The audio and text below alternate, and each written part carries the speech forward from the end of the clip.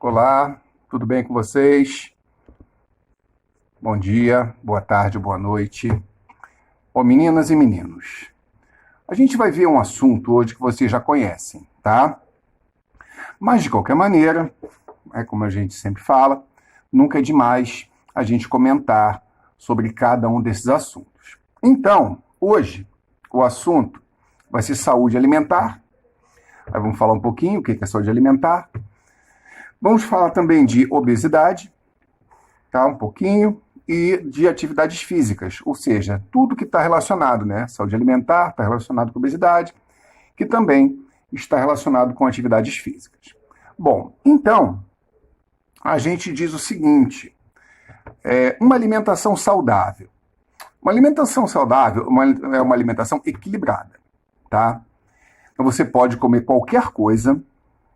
Para ter uma alimentação saudável, eu tenho que deixar de comer brigadeiro. Não, você não tem que deixar de comer brigadeiro. Você não tem que deixar de comer pizza. Você não tem que deixar de comer nada. Você precisa fazer um equilíbrio. O que você não deve é comer pizza todo dia. Você não deve comer brigadeiros vários todos os dias. Mas você pode comer de tudo, desde que você faça equilibradamente e moderadamente. E fazendo isso, o fato de a gente se alimentar bem já faz com que nossa saúde melhore. Nossa saúde ela fica realmente melhor quando a gente se alimenta bem. Então, só o fato de se alimentar bem já ajuda até no nosso sistema imunológico. A gente escuta falar muito do sistema imunológico hoje, por causa do tipo de pandemia que está acontecendo.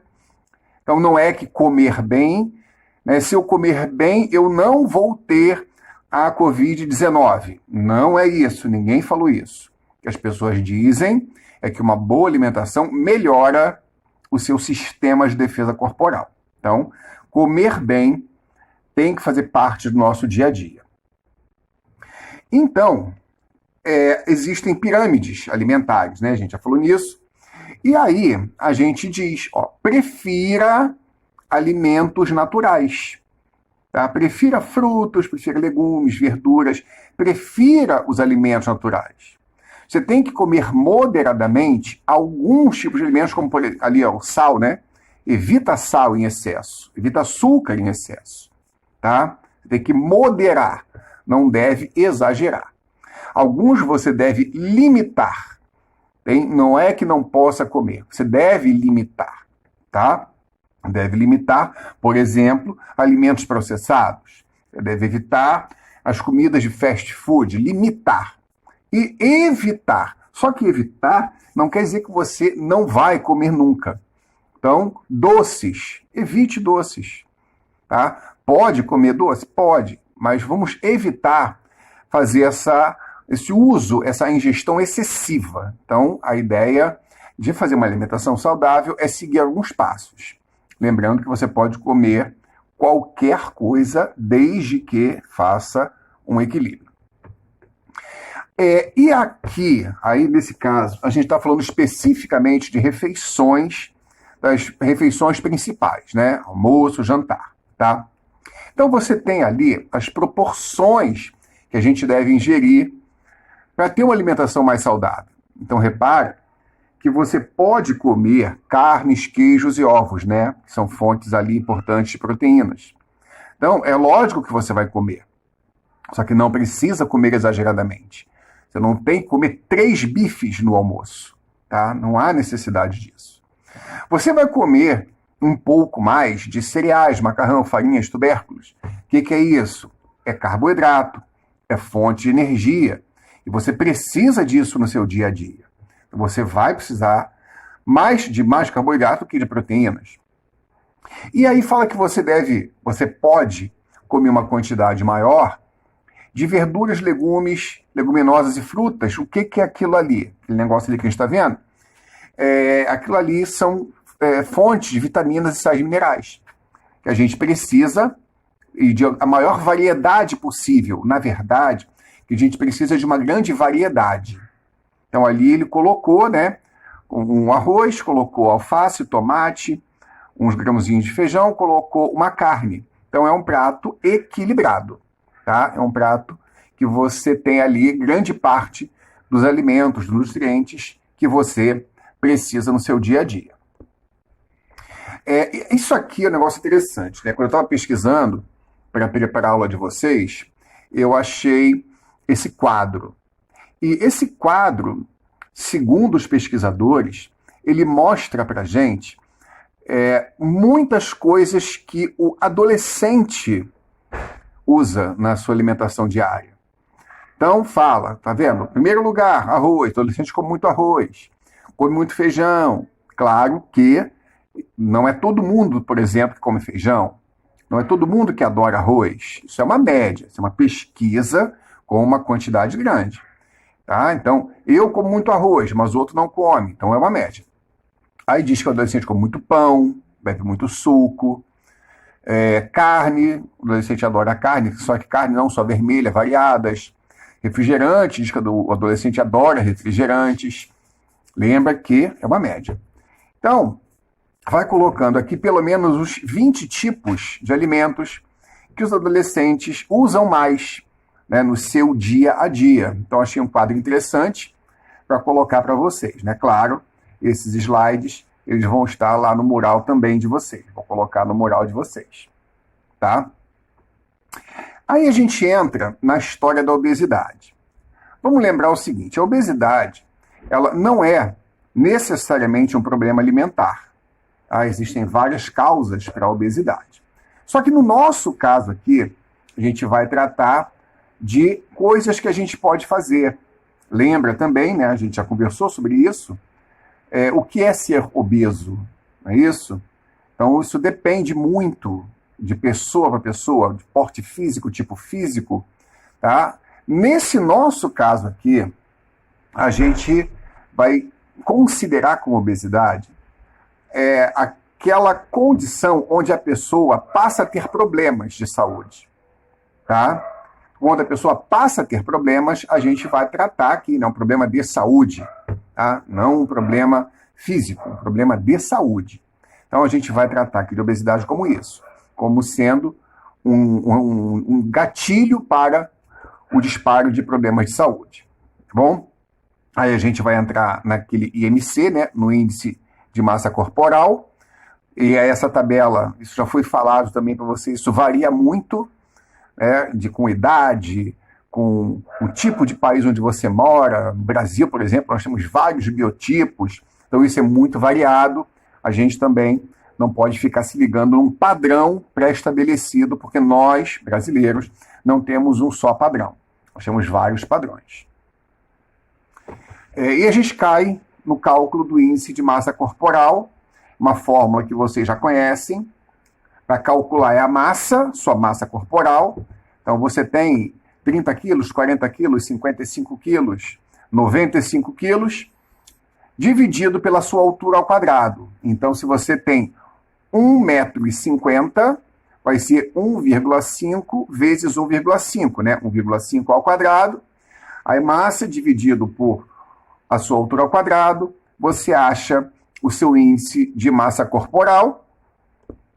E aqui a gente tem uma tabela. Vou lembrar, essa tabela é uma tabela padrão, tá? Só que essa tabela, ela é padrão, europeia ou norte-americana, né? Essa aqui eu não sei exatamente de onde veio, que não tinha na minha fonte de pesquisa de onde veio essa tabela. Então, é só para a gente ter uma ideia de como se faz o cálculo. Então, quando você coloca lá a sua massa dividido pela altura ao quadrado, se der menos de 18,5, você está abaixo do peso. Mas, inclusive nós vimos isso em sala de aula, né? Às vezes o seu IMC, ele está 18,4, mas quando a gente olha para você, olha e vê que você está com o peso ideal para a sua estrutura física, estrutura óssea. Às vezes você olha, né, uma pessoa está com sobrepeso, por exemplo, ali, está com 25,5, tá? E olha, está com sobrepeso, mas na verdade, quando você olha a estrutura física, estrutura óssea da pessoa, você vê que aquela massa, ela tem toda a relação com a altura da pessoa, tá? Então é só para efeito de cálculo, para a gente saber como calcula, não é para você ficar preocupada ou preocupado com isso no seu dia a dia. O que a gente tem que se preocupar, aí sim, esse é que é o objetivo do ponto, né, do assunto obesidade. É a gente se preocupar com doenças que podem estar relacionadas com a obesidade. Então aqui a gente tem algumas, ó, AVC isquêmico, né? Lá no cérebro você tem um acidente vascular cerebral, coração, doenças cardíacas, o coração, ele pode começar a ter problemas, osteoartrite, aí é o excesso de peso em cima das articulações, isso pode provocar problemas, hipertensão, que é a famosa pressão alta, também pode estar relacionado com excesso de peso, aí com obesidade, diabetes também pode ter relação com excesso de peso, tá? Então, a gente vai ter que se preocupar mais com isso, com doenças que podem estar relacionadas. Nesse caso aqui, mais relacionadas ao adulto. Porém, a gente também tem até problemas com crianças. E eu não falo nem de vocês, que vocês já estão, na idade, um pouquinho além da criança mesmo, tá? Mas crianças daqui menores, de 10 anos, 8 anos, podem ter diversos problemas por causa do excesso de peso. Ó, lesões nas articulações, apneia do sono, desvio de coluna, coisas graves, tá vendo? Problemas cardíacos, respiratórios, diabetes, etc. Então, o excesso de peso, quando ele está relacionado a doenças, aí sim é algo que a gente deva se preocupar. Então, esse é o objetivo, a gente ligar o alerta para doenças relacionadas com o excesso de peso. Atividades físicas, é importante que se faça atividades físicas, mesmo nesse momento que vocês estão em casa, todo mundo trancadinho dentro de casa, saindo só, acredito eu, espero eu, só assim na mais absoluta necessidade, mas fazer atividade física mesmo dentro de casa é possível, tá? Você pode pensar em alguma atividade para fazer, e a gente tem essa definição de atividade, né? Quando você faz movimentos, onde você gaste mais energia do que quando você está sentado vendo televisão. Você está sentado vendo televisão, você está gastando energia, tá? Você está sentado jogando videogame, você está gastando energia. Só que a atividade física para a gente aqui vai ser algo mais que isso. Quando você mexe teu corpo, gastando mais energia do que quando está sentado, deitado, ou até mesmo, mesmo que esteja ali jogando um videogame. Bom, aí a gente tem alguns tipos de atividades físicas, algumas para desenvolvimento da musculatura, e eu não estou falando ficar fortão, tá? Estou falando ter um trabalho muscular grande, né? Você trabalha muito a musculatura. Outro, aí sim, para perder peso, né? Algumas atividades para você perder peso, são atividades mais aeróbicas, né? Uma corrida, uma bicicleta. E também uma corrida você pode usar para melhorar a tua condição cardíaca. Então, o coração, ele trabalha melhor quando você faz uma atividade física, lembrando que a atividade física é sempre sob supervisão. Tá? Sempre tem que ter alguém que te ensine a fazer a atividade física corretamente. Aqui tem alguns exemplos, né, de benefícios das atividades físicas, tanto fisiológicos, que é o funcionamento do corpo, como os psicológicos e os sociais. Então, a atividade física, ela pode trazer também vários benefícios para a gente, né? No fisiológico, funcionamento do corpo, ganho de força muscular, redução da gordura corporal, redução do risco de doenças, melhoras, né? Os níveis de colesterol ficam melhores, você tem, então aqui alguns ganhos, né? Você ganha muita coisa, você também perde algumas coisas, né? Então, perda de gordura corporal é um benefício? Claro. Menor risco de doença é um benefício? Lógico, tá? Aumento da autoestima é um benefício? Claro. Diminuição da ansiedade é um benefício? Também. Então, são benefícios, estão relacionados com atividades físicas. Tá legal, gente? Lembrando que toda atividade que vocês fazem, os exercícios, é importante fotografar, fundamental. Vocês têm que fotografar e mandar para mim. Né?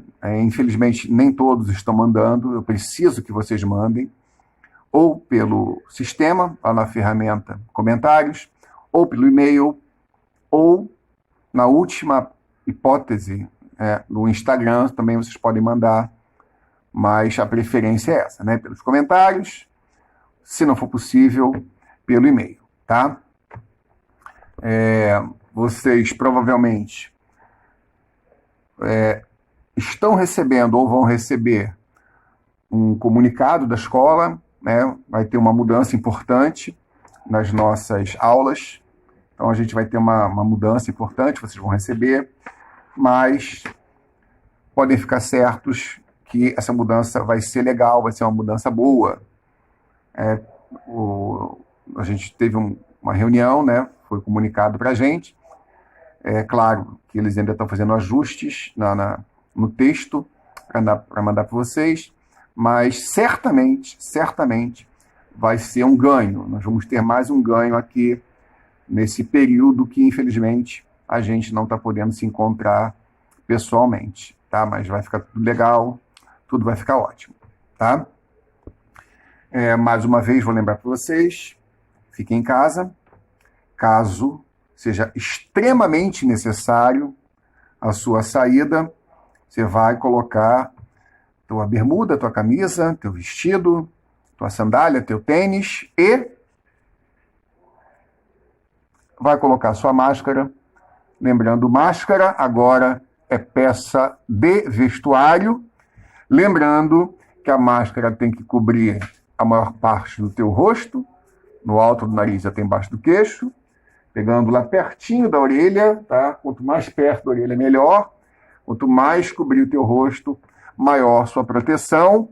Importante que ela esteja justinha também no teu rosto, não é muito larga, não adianta. E a gente se encontra aí, espero eu, brevemente, mas claro, com toda a segurança, até uma próxima. Tudo de bom para vocês.